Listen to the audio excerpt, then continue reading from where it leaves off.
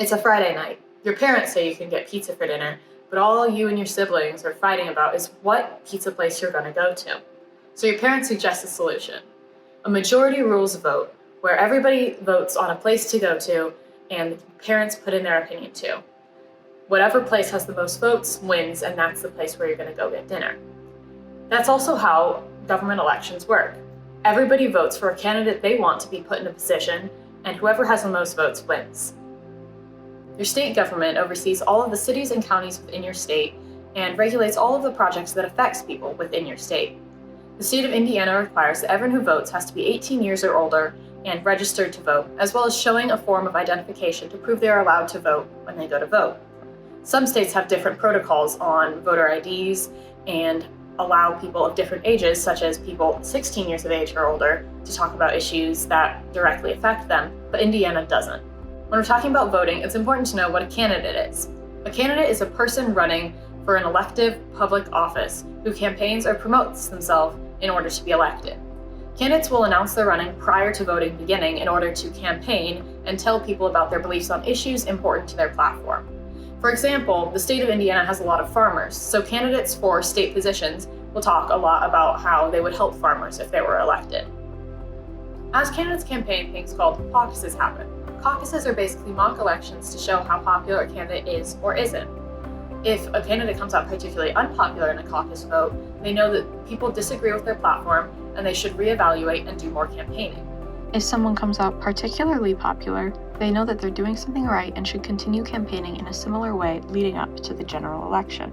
Caucuses, however, only happen in certain states. Other states, like Indiana, hold a form of election called a primary. Primary elections choose out of all the candidates who will be on the ballot in the general election in November. The state of Indiana doesn't require voters to register with the party in primary elections, so they can vote for somebody no matter what their party is to choose who will be on their ballots in November.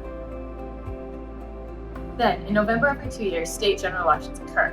These elections are where one candidate from each party are chosen to be put on a ballot and then be voted on for state positions. Here, there can only be one candidate for each position, whereas in caucuses and in the primary, there are going to be multiple people up for every single position. The one winner from each of these parties will be put on the general election, and then the winner between the parties will be then put into the position as an elected official. Senators and representatives are both directly elected by the people they represent. Senators represent the entire state and serve for 6 years at a time, but not every senator is elected in the same year. Some senators may have been elected in 2018, and they'll serve until 2024. However, senators could also be elected in other cycles. 1/3 of senators are up to be elected every single cycle.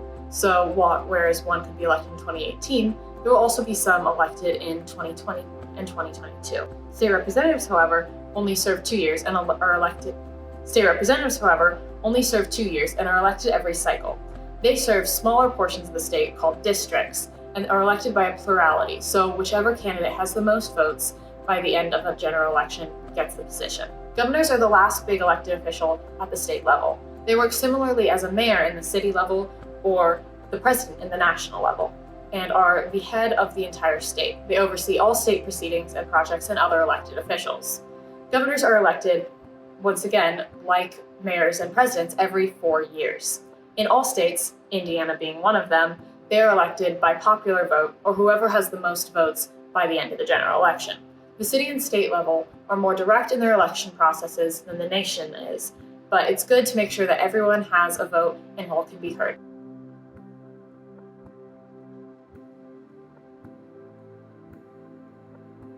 Hi, thanks so much for watching this video. I'm Madeline Masturka, the creator of Civics for a Future project, which is my Gold Award project. So thank you so much for supporting my project, and I hope that this video helped a lot.